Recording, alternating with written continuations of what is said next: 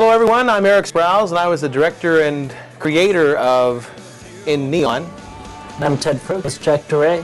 And as you can see, the goatee was on. Yeah, it takes me a while to get used to you without that too. Yep. And for the next hour, what we're going to do is we're going to take a look at behind the scenes of episode 7.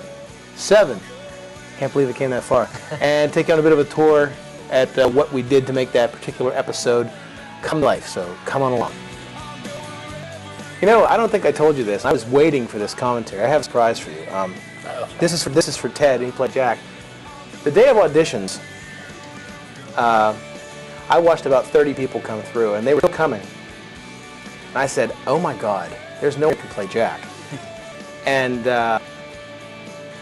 because you know, at the point I had Jared who plays Brett and Dante plays Mark. I was thinking about flip-flopping these guys at one point, but I didn't have anybody to play Jack. So. Don't let this go to your head, but when you came in, you were probably my first and last choice for the character of Jack. I couldn't see you as anybody else. Thank you very much. Now you pay me with a huge credit. Well, here's my compliment for you. The night before, it's about the first time. The night before the audition was about the first time I'd ever gone drinking, and this girl convinces me, "Hey, there's this audition, you should go do it." So I had nothing prepared. I just sort of showed up and drunken spur of the moment idea and auditioned. Well, I guess that's a compliment. It's kind of ironic. What you're looking at here is the opening of episode 7. And believe it or not, I got the idea to do this. I could say this was an original idea, but I credit where credit is due. This was an idea I had from watching an episode of Buffy the Vampire Slayer. They started the show with a narration by a character at the time on the show by Seth Green, who was Oz. And he did this whole narration thing in the beginning. And by the end of the episode, it was like a full circle, and he's narrating the end. And I thought it was kind of neat because when Mary, who narrates that opening, she's talking about it's ironic the things that happen in life and how everything affects everything else. And she says, and she basically summarizes everything that happens in this show. Mm-hmm. You know, when you bump into somebody, which is when Jared bumps into the police officer in the street, or a phone call from someone you didn't expect, you know, or a letter, you know, the one that you get. Mm-hmm. And it's like, or an argument that didn't really mean anything at the time, was taken a little bit more seriously than usual. That's the cliffhanger episode. Right. And we'll get into that later, but this episode, this particular installment was done in degrees. It looks like it's, you look outside, there's snow everywhere, and the heat wasn't on in this house, so we were freezing to death. This was a little visual plant that Grant did. Not a plant, but an I did. When Bree turns around here, turns around at all the flowers, he kind of whistles and walks. And he said, kind of sneak back in and take a rose. That's hilarious. I love that. I thought that was typical guy. You know, it's that picture with Kim and Kermit was a big problem. Every time I had to look at that picture, which is just about every episode, I'd just bust out laughing. I couldn't look at Kermit with a straight face. I remember doing this scene, I don't know, what, a dozen times? At least. Because you would laugh wholeheartedly in the middle of it. And I said, "What the hell are you laughing at?" He said, "I just can't quit laughing at Kermit the Frog." And watch my shirt. Well, it's gone now, but it was a Slippery Rock shirt, which later on is a different shirt because my dryer ate that one between takes. That's the greatest thing about working with independents or bargain basement shows. You know, it's like the things you don't see.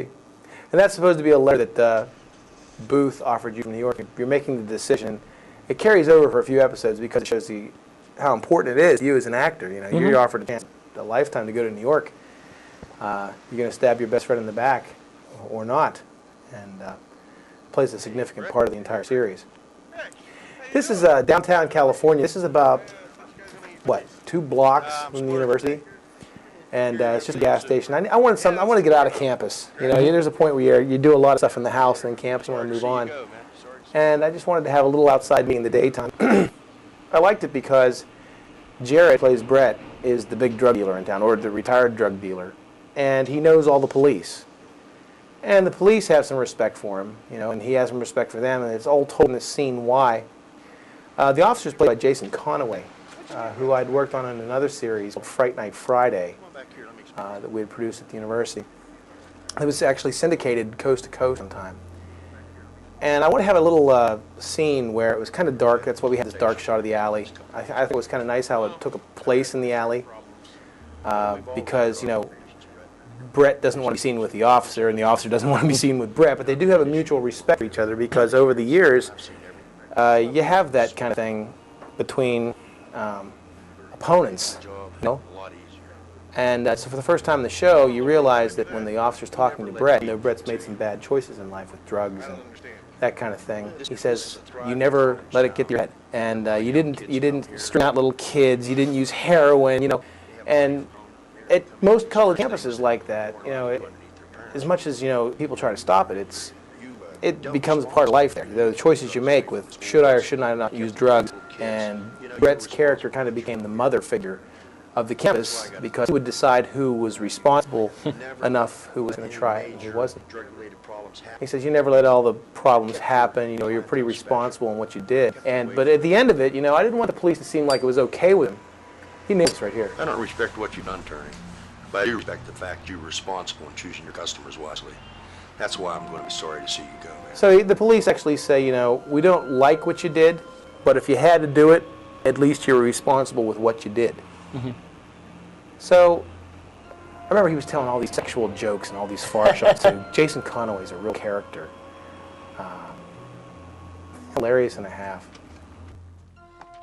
What's this? Of course, I've never smoked in my life, so just about every smoke scene just looks awful. I know, it's twice bad because they're 100s. And it looks like you got this giant pen in your mouth. And I remember in the first episode, you actually lit the wrong end. Yep. And, Yep. See, it's still smoking there. That hurt. I know, here's the funny part. You put the cigarette behind your ear, but didn't you light it? Yep. Isn't your ear on fire? Oh, I zipped up my jacket so you can't see I'm wearing the wrong shirt at this point. Oh, that's right. Yeah. Good thinking. Now, I like we had fun during this time. We were running out of daylight, I remember, but I kept making fun of Jess, who plays Laura, because she had metallic pants on. And I loved those, and she kept saying she really loved these pants. I'm like, you betcha. You were damn right she. So why are you gonna do this It's to a her? good scene between you She two. do it to me. Has some real intensity to it. Think twice about my feelings when she left. When she left us, the group. A lot of argument scenes do. Mm-hmm. You know, you realize you almost slipped there, and you almost said, well, she didn't think about me when she left. You know, in spite of how I feel about her. And that's a nice little key that we do there. Every time you go to light a cigarette or something in the whole show, I think until the very last episode. Right. Did you smoke in the last episode? I did. I think we tried. The last episode, yeah. Something happens. It's a nice little plant that goes on throughout the whole series. You always try to have a cigarette. Somebody either whips it from your mouth, or like you were sitting there on the steps lighting it, and she interrupted you with something. That's a neat little visual. It's just like the one we do with Brett and Mrs. Filbert. You know, every time Mrs. Filbert's around, something goes wrong. And she's got a different pet every time, too. I thought she should have come out with a goldfish at some point. I was walking the goldfish bowl. She should have had about 20 cats. Talk about Mrs. Filbert, played by Barb Peffer, who was actually, I think, 20 years old, and she looked about 60. It's supposed to be a turning point for you. You know, Laura really drives it home about, you know, you have this chance to go to New York. You're really going to stab her in the back. She took her best shot at you there. And you're like, yep, you bet. I'm still going. She's real pissed off. And she made her best play to talk to you, and then she decides to pull out the letter and say, well, Kim has something to say about it. Maybe that'll change your mind. This came for you today. People still write letters? They do if they don't have a computer. It's an email from Kim. I like this song that plays every time something goes on between Jack and Kim. It's their little theme song. Yeah, it's well, there goes the metallic pants up. I love those pants. That's a song by Yanni, actually, and I kind of call it Jack and Kim's theme. Occasionally, I do use it for other important scenes, just because it's a beautiful piece, you know, and it kind of summarizes what's going on.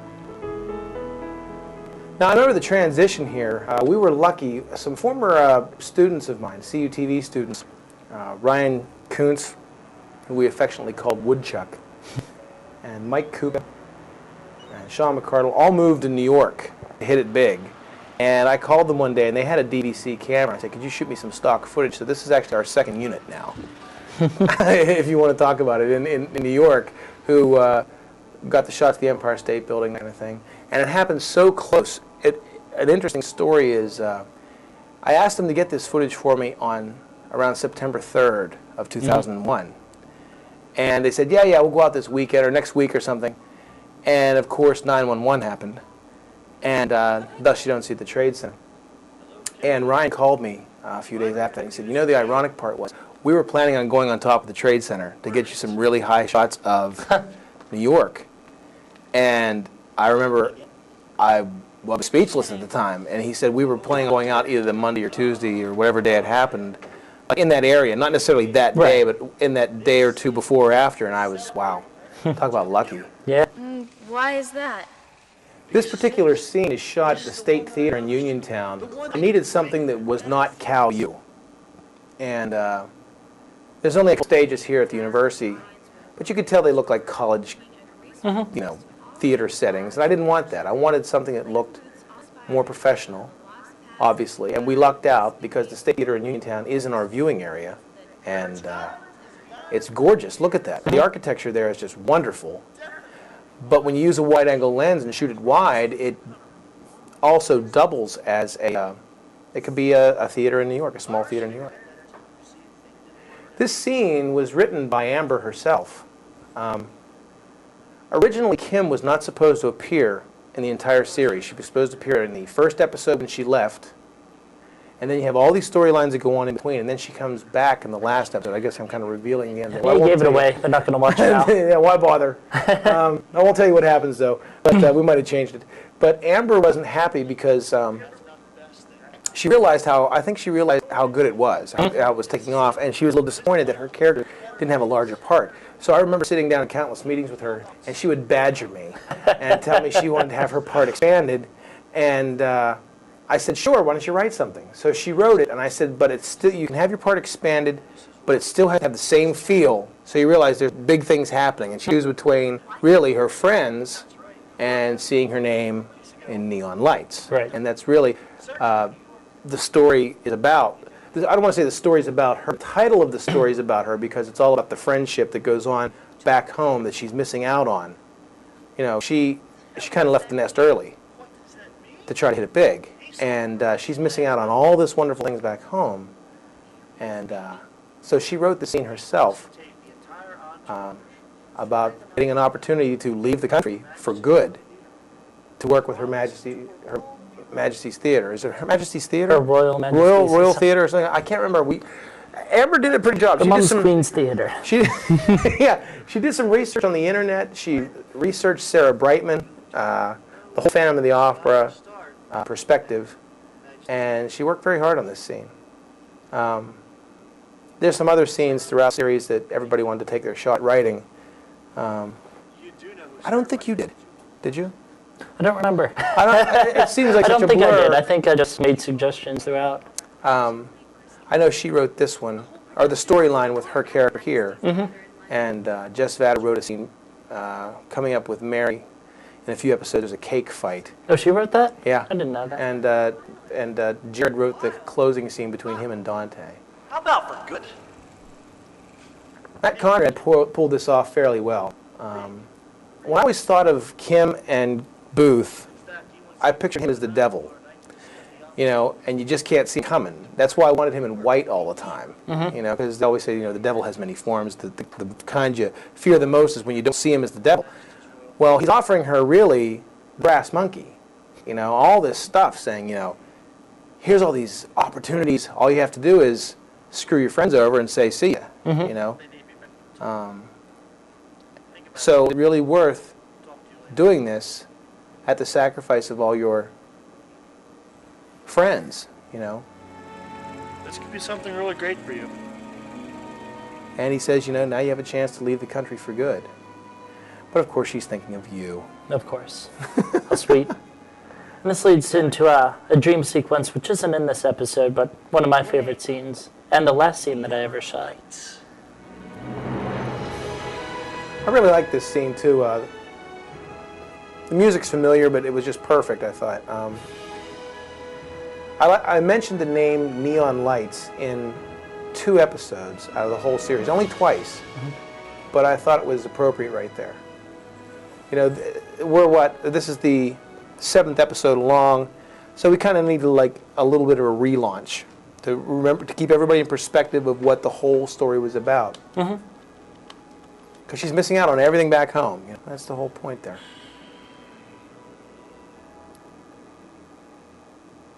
I have no idea what's happening in this scene. Well, I don't remember. It's this is a scene where Brett finds out that the flowers that he got for Jennifer Burns, Jen, played by Briante Alfonso, worked, and she's like, well, you know, maybe we can get together and work and blah, blah, blah. And he kind of enjoys it. She's like, maybe we can get together and practice again. You know, I'm kind of sorry that we had our problems. And he's pretty happy about it. His little plan worked.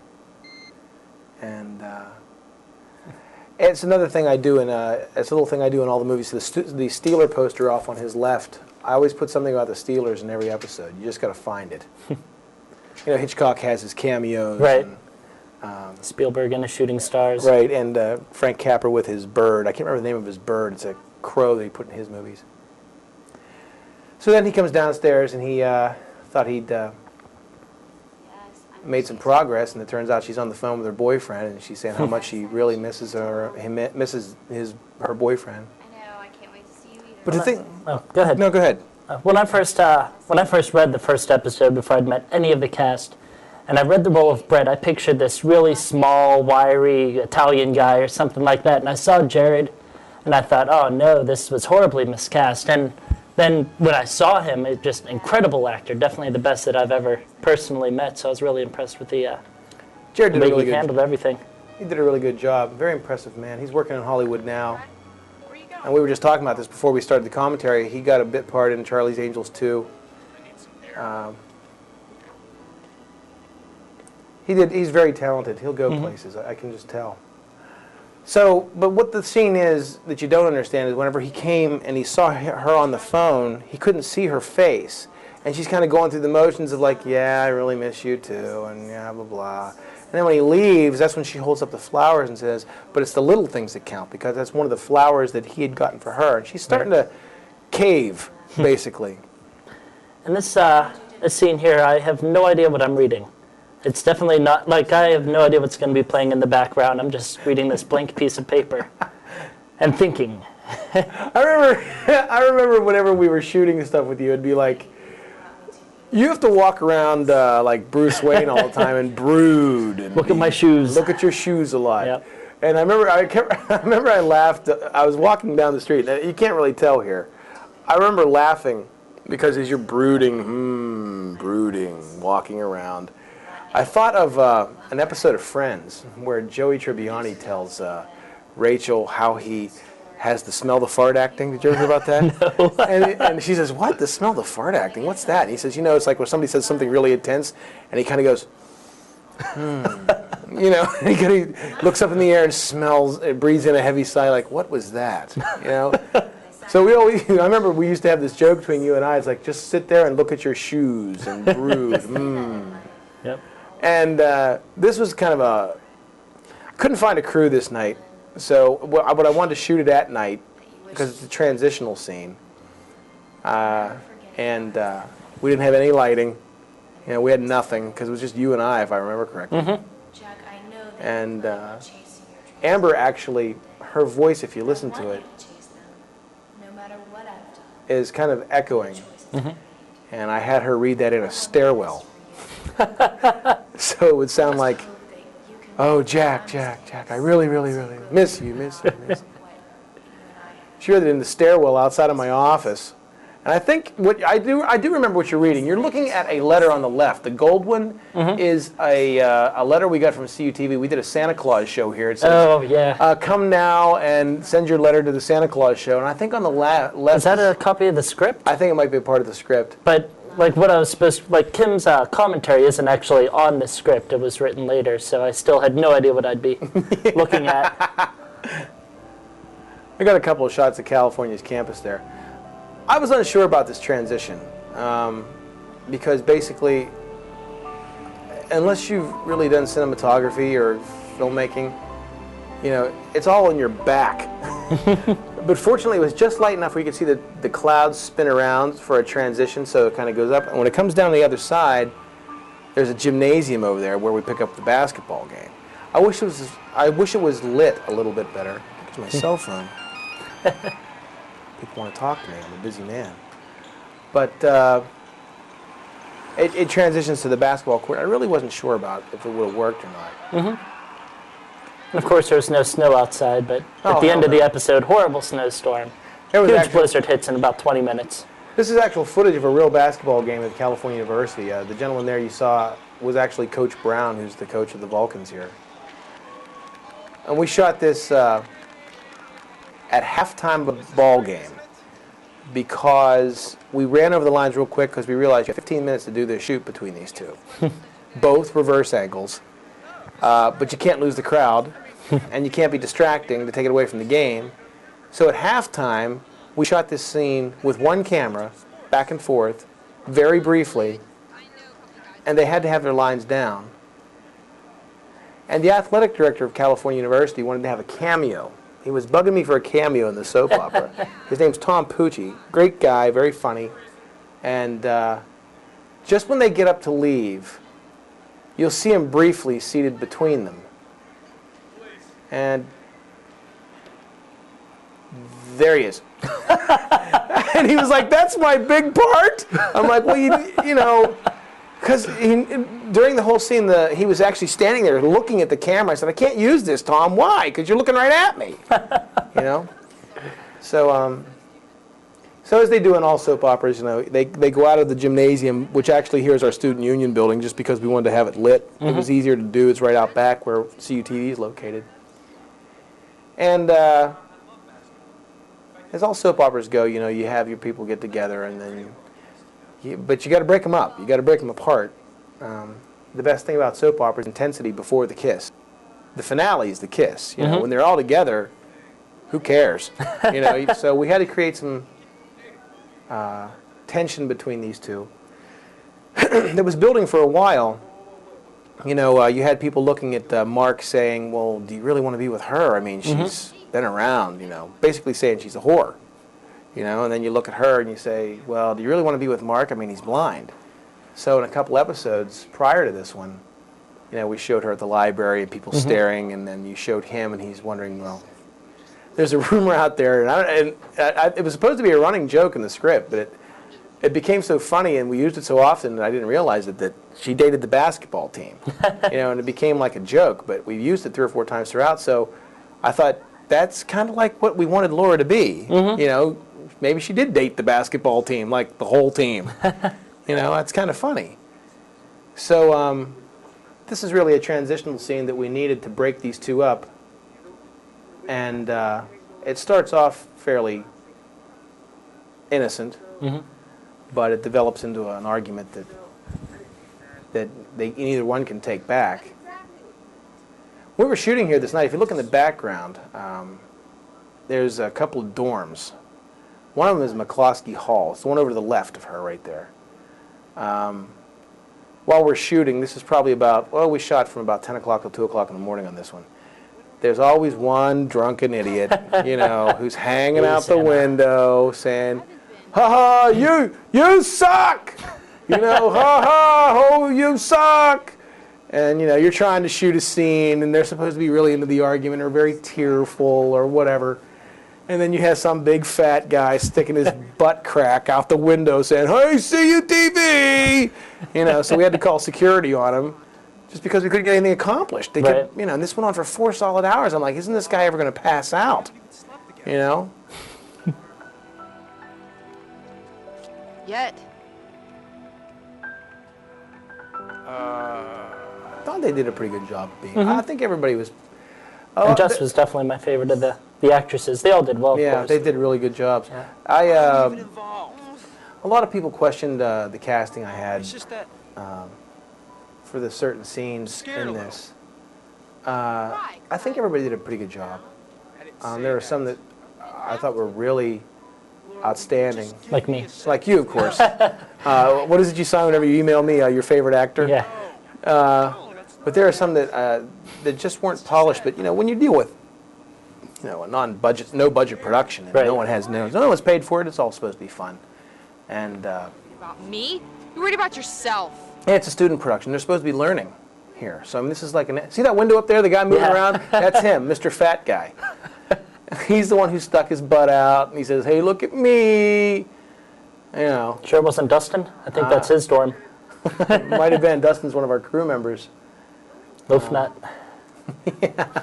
How did you come up with that nickname? One of the episodes, Jennifer is in a concert, and there's a sign that says Jennifer on flute, and I switched around the letters of on flute and came up with Loaf Nut, and then that just sort of became him. Oh, that's right. That was the 5th episode. And then she realizes here she said the wrong thing, and she says, "Whoops, I didn't mean to." I think the line was something like, "You're never going to find anybody because something about you're blind as a bat, or you're never going to get any better at anything, or something." And she said it the wrong way, and he says, "Well, okay, I'm out of here." And she tries to apologize, but Dante kept trying to hit this mark. I kept saying, "You have to stop here, say a line, and move," and he kept missing it. And working with Dante was Fun. Not quite the word I'd use. I'd say an adventure, because Dante's a very good actor. I mean, he nailed it being blind. It's just that, and he had very little experience acting before this, but he had no patience. So if something didn't go right, he would constantly remind me, this is your fault. He needed something to direct his anger at, so I was a big pincushion for him.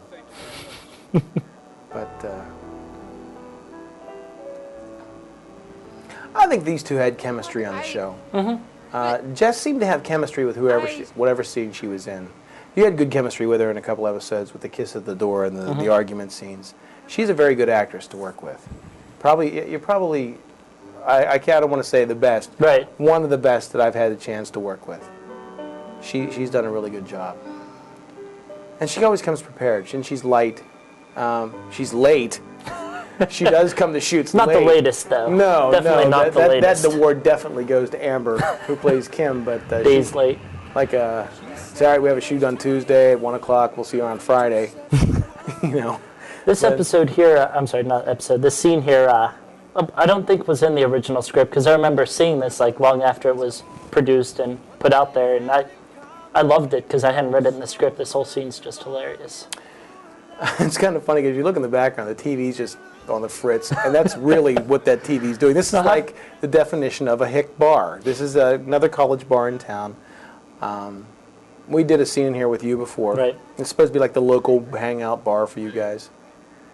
And you're right, we kind of wrote this on the spur of the moment because I wanted to have something that, he's all upset because he's trying to make these moves on Jen, and she's not responding. I like his look here when her hands go through his hair like, ew. Marla's played by Raina Martin, who is another great actress I worked with on another show, Fright Night Friday. And Raina auditioned as well. And I had her in mind for Jen's character, Bree's character, Jennifer Burns, at one time. And it kind of came down between her and Bree, and they were both equally as good. They both did a good audition, and I'd worked with Raina, and I was kind of leaning toward her just simply because I didn't know Bree that well. I knew of Bree, but I didn't know Bree. But it came down to one of those things where Raina had a difficult work schedule. She worked every single day, and she lived out of town, and I thought that would be a big problem. Yeah. And they both had a good audition. It was not to undercut Bree or not to undercut Raina. They both did a really good job. But the woman you're looking at here almost ended up as Jennifer Burns. But she had time that night to come down and actually have a drink. Grace us with her presence. And shoot a scene. And this is a funny scene, too, because, she's like, she kind of plays this catty bitch. She says, yeah, you're like dating this band geek, and how about you don't want a real woman? Go out with me. Great. And your intro to music class. And come on. How long is that gonna last? we ordered. If you see in the background, just over Jared's shoulder, there is a head. That's Joe DePippa, who Jared moved to Hollywood with last summer. Joe actually is now working on the series Boston Public. He's done some work on Buffy the Vampire Slayer. You'll see him in a second in a cameo. He blows Jared a kiss. And just over on Joe's left, that you can't see, Cleve came that night. Call you is because which he's in the scene later. But you know, I was just impressed that he came that night. And he went and got these chicken fingers, and he kept talking how good they were. And he kept walking back and through the scene, getting more. And I was like, dude, we're shooting. And he's like, oh, I'm sorry. Sometimes then he'd do it again? Yeah. Or he'd say something really funny or make a fart noise. You don't like girls or something? I think Raina is a really good actress. One of, and you don't know her as, I don't think I've never met her. You've never met her. Probably one of the very best I've ever worked with. I've worked with some real clunkers, but she has some real timing, and she's supposed to be acting like she had a couple here, you know, and she does a very good job of that. Gay. Not because you don't want her to be all falling down drunk, but you want her to be like, oh, you're gay, huh? He's gay. I knew it. And I like that line too. That was kind of cute. That guy? He's gay. Spills the beer all over himself. Yeah. I wish we could have had You're Raina not gay. more. She was really good. That's Joe DePippa. He moved off with Jared to Los Angeles and got a job. I remember when Grant showed up with that shirt on, who plays Cleve there. I said, where'd you get that shower curtain? He goes, this is class. And I'm like, okay. Randy, be my guest. I'm out of here. There goes Raina. It's the last and only time you see her. And wish we could have expanded her in some way. She was a great actress to work with. Very dependable, too. I almost didn't put that scene in there because I thought I was going to get some flack on it from somebody. You know how everything has to be so PC nowadays, especially when you're doing a college movie that represents your university. But I said, the heck with it. Just put it in there. There's another cameo of Dustin walking by. He appears in about 50 episodes. Anyway, go ahead. I wear a Slippery Rock shirt half the time. It didn't have to be a depiction of our campus. I remember there's about 4 major shirts that you wore in this. Yeah, the Joseph and the Amazing Technicolor Dreamcoat. The boat sank, get over it. Yeah. And the Slippery Rock shirt's in one. Yep. In fact, it isn't until the last episode that I think you wear a completely different shirt. You wore a button down. I think you wore the one from the first episode, but it was buttoned. I have no idea. I don't remember. It's a scene that you'll see later where you know, you come out of a building and you watch Mary make her walk down Senior Walk. Oh, yeah. I like this. This is because this is like the guy perspective on dating, and they have a couple drinks in them. You know, they've been there moping all night. And it's just the guy things that you would hear him say, the drunken crap. Here's to alcohol. The problem and solution to all life's little problems. That's got to be a bumper sticker. That's the line we took from The Simpsons. Oh. Because you know how everybody watches The Simpsons, you know. And I said, why not mix it up a little bit? Now, this was a really touching scene about college, and Jared sums it up right here, big line. You don't realize how great it is until it's gone. And I thought that Grant had some very nice timing here to deliver like, wow, that's really serious. I gotta throw up. Watch my beer. And then he just walks out, you know, it's like the big punch. And I liked it. He had some good timing with that. Here we are back at the Bat Cave with Bruce Wayne brooding. We did a lot of the Kermit picture. Yours and Kim is the big relationship, I think, of the whole series. It's the whole defining moment, and you know, you have like, you know, you have that on. Remember, General Hospital had your Luke and Laura. No, I don't. Well, I'm sure it's because you're young. There was Luke and Laura on General Hospital. There was Cruz and Eden on Santa Barbara. Every soap opera has their big relationship, you know, eternally together but forever apart.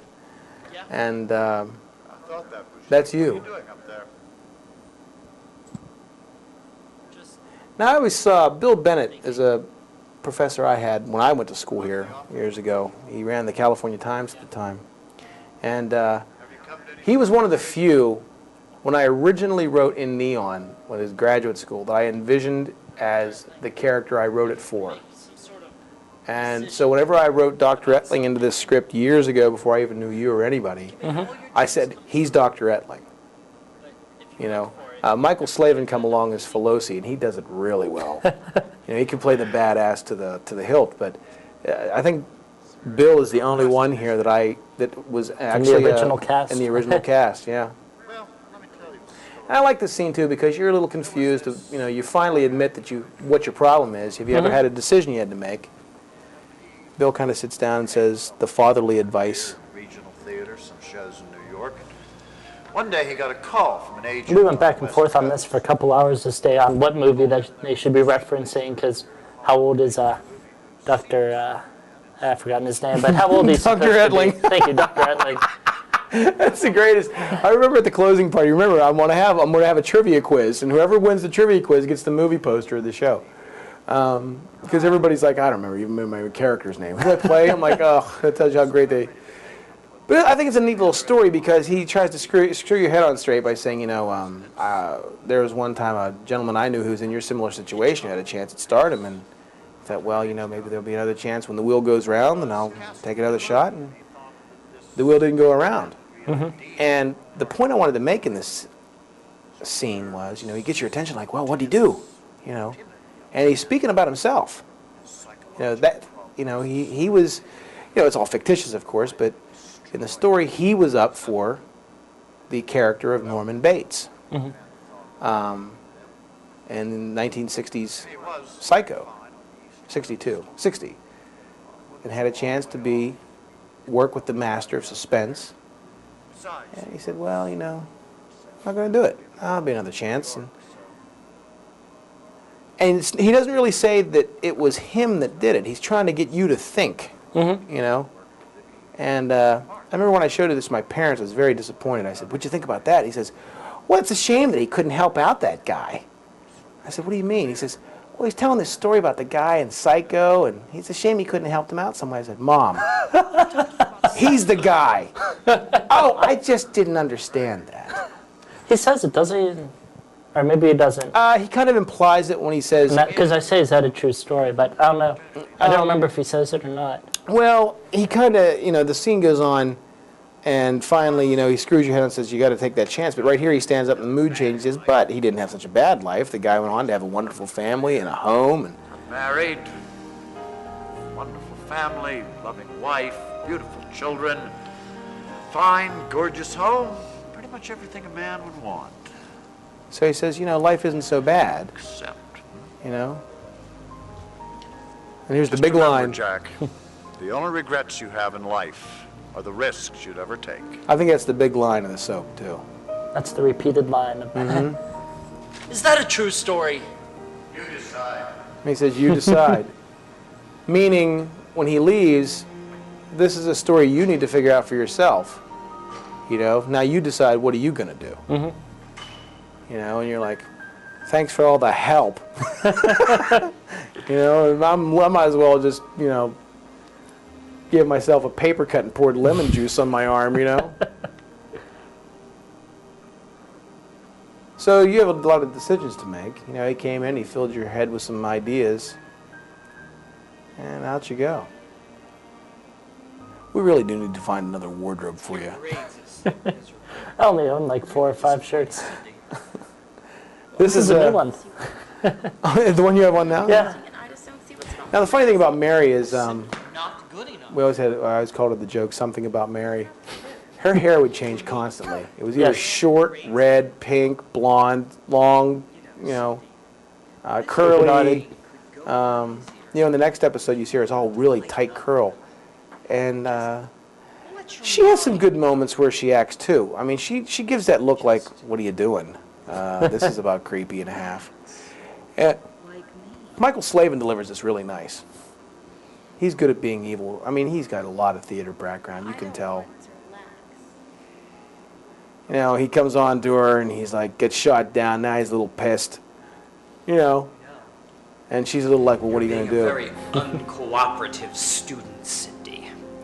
I would like to have shot this differently in some ways, but you know, when you deal with the audio, you have to have them do the soap opera walk, either into the close-up, because that's where your audio comes from.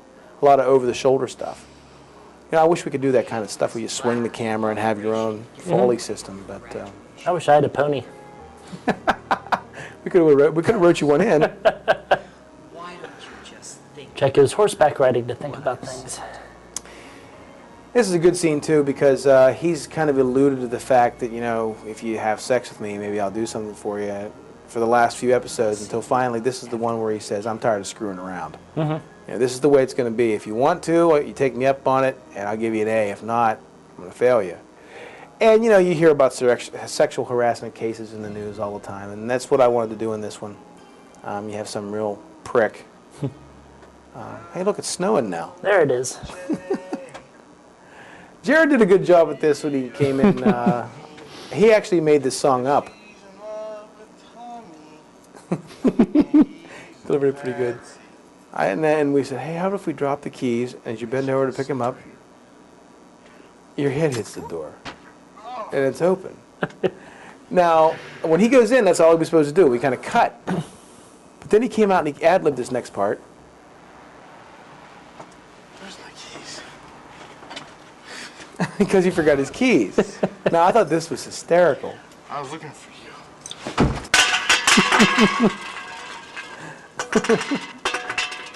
I wanted the scene where he goes upstairs and you feel so sorry for him. He's so pathetic and he got all drunk because he's in love with this girl and she just doesn't know it. You know, she's with the wrong guy. You know, and he's all pathetic and gross coming in the door. He's great at that. And all the flowers are gone and Where's all your flowers? he's good at that. Tom called earlier. I remember everybody keeps telling me, when's Bree going to smarten up and go out with Jared? Or I'm sorry, when's Jen going to smarten up and go out with Brett? You know?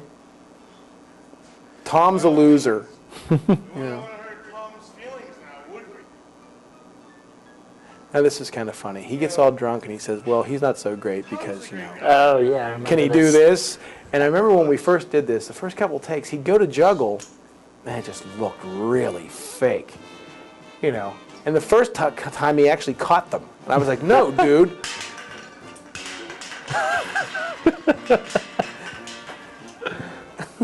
I like it. He's great. Pathetic. And Bree's look is priceless. Like, that's neat. What else can you do?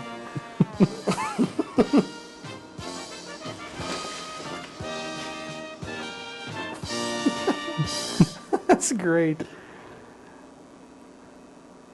I actually, that's really Jared snoring. We kind of folded it in later, in a couple of scenes. But I think that's really him snoring there. And this particular night, Bree was a real trooper. She had the flu when we did this. And I told her, I said, listen, we'll just pack it up and do it another time. She says, no, I want to go through it. Get it over with. I said, okay. So I got to commend her on that too. And Jared's line right here is hilarious. No, Mom, I'm just going to stay in bed. I don't feel like fighting crime. Let Superman save the world. Yeah, just bring me some nachos and a sponge and I'll be fine. He says, bring me some nachos and a sponge. I think I laughed so hard. I don't know where he pulled this stuff out of. He totally ad-libbed that scene. And this is kind of cute here too. Bree, or Jen rather, crawls into bed and puts him to sleep. And it's totally innocent. You know, and you know, there's nothing sexual about this scene. You don't want anything sexual about this scene. They're in the same bed, just the fact that she really cares for him. But this snoring, this was totally ad-libbed on Jen's part, or Bree rather. He snores so loud, she's like, oh my God. She puts the pillow on his head like, ugh. She rolls over and goes to sleep the other way. I thought that was kind of cute too. Now the major blizzard's hitting. Yeah, we did this. There was a blizzard in town. We couldn't cancel. It was -2 degrees. And the day before, we actually all showed up to do this shoot, and he said, come back tomorrow. I think there's going to be more trades tomorrow. And then, like, overnight, this huge blizzard hits. Yeah, I remember that.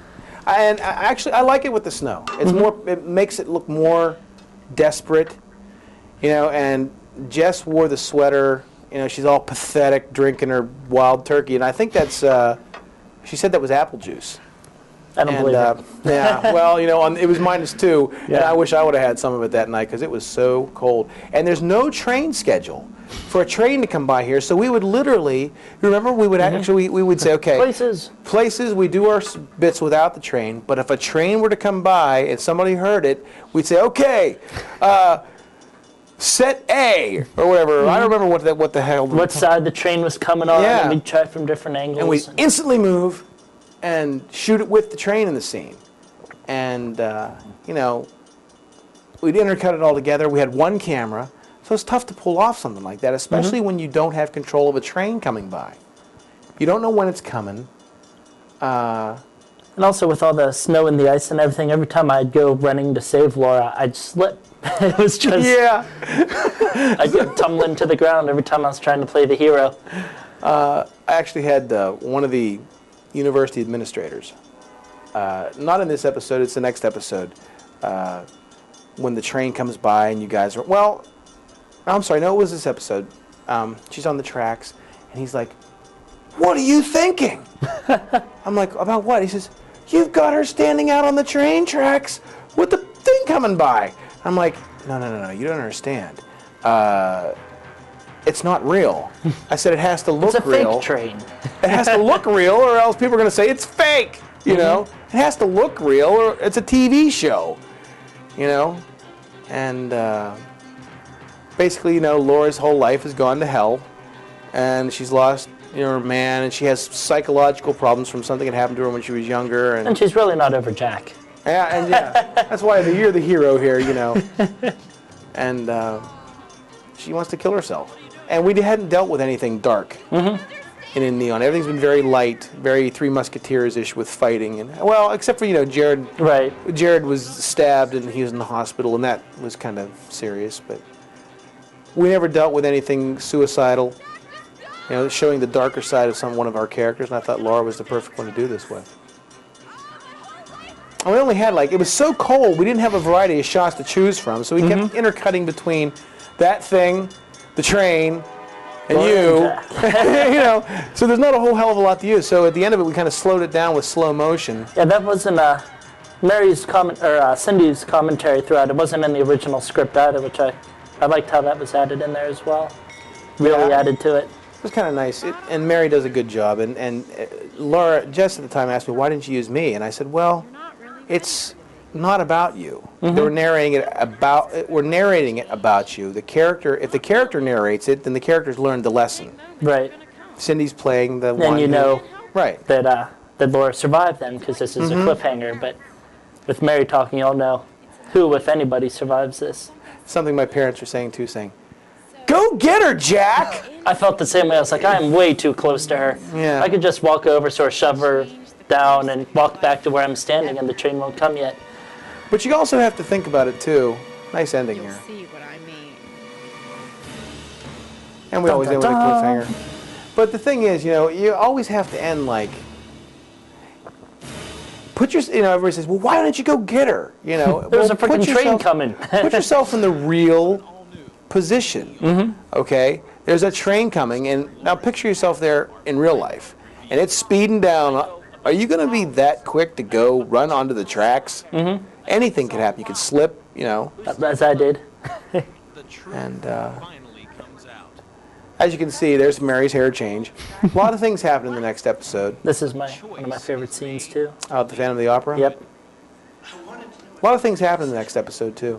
You know, she has to choose between her friends and fame, and a heated mistake could lead to expulsion. We learn all about Laura's secret past. To be completely honest, all my friends seem to think that the only reason why you're going out with me. Jeff there and Jeff Sandusky and Jill Davies play the characters in this storyline with Cleve, and that'll come full hilt soon. But they did a really good job with that. On the mind of Brett. You're wired, you son of a bitch! Just like you said, Mike, I'm a lover, not a fighter. No, I don't think so. But will it backfire? Next time on an all-new In Neon. And of course, that's next time. I don't even know how. When we first did In Neon, there was only supposed to be six installments, and then it just turned into this soap opera. Never ending. Yeah, it was a real soap opera. You know, in front of the camera and behind the camera. And behind the camera, too, because we talked about this before we started the commentary. Because at the time, if we talk about it in terms of characters and not who they play, in real life, Brett was dating Laura. Cleve was dating Cindy. I was dating Kim. You had your own girlfriend problems. Couple at the of time. So it was a soap opera behind the camera too, as well as in front of. Mm-hmm. And that's the 6th episode. Oh, wait, 7th. 7th. We did 7 of these things. And we have a lot more on the way. Of course, we have to resolve the cliffhanger here. And the big burning question is now in the series is that we're promoting it is someone's going to die. And I came up with this idea after it was all over. And I said, wouldn't it be a really good idea to promote it as... I watched an episode of, I think it was 24 with Kiefer Sutherland, and it was like, if you haven't been watching 24, now's the best time to get involved. Mm-hmm. And I'm thinking, that ought to be our tagline, you know? But let's add something like, because someone's going to die. And you know people will watch just because they want to know who's going to die. Yep. I confess, it's Loafnut. Yeah, you're a member of our crew. We'll kill him off. And it happens in the back. You don't really see it, but yeah. And I'm thinking that'd be a really cool way to, you know, to do things and say someone's going to die. Who will it be? And I think that'll carry us. Let's have a contest. See if people can guess. And someone in the show that is, you know, a recurring character will die in the next to the last episode, just before the 2-hour finale. So everybody has to set their VCRs. Stay tuned. Stay tuned. Well, that's the 7th episode of In Neon. I want to thank you, Ted, for joining me today. And thank you for joining us. Adding some interesting anecdotes to everything. Keep watching. Something I have to add right there. Woodchuck was all excited. His name was in the credits. So I want to thank you for joining me, Ted. Thank you for giving us this hour out of your time to listen to our behind the scenes of In Neon. And we'll see you next time. Maybe we'll have you back. All right. Take care, everyone.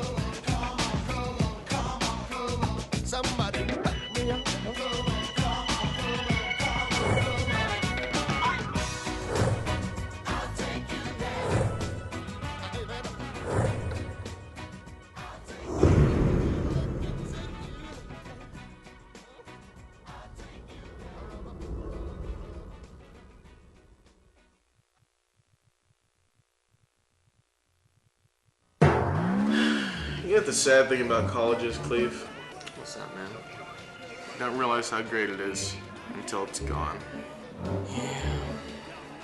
I gotta throw up. Watch my beer.